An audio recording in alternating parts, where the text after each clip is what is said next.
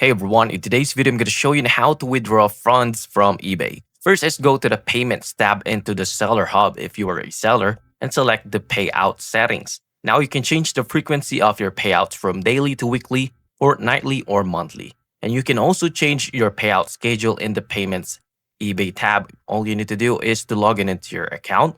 And here's how you'll receive your payouts depending on the schedule. They have a daily payouts, which is previously a 24 hours, and a weekly payouts that are initiated on Tuesday and includes any funds that have become available for the payout from Monday to Sunday on previous week.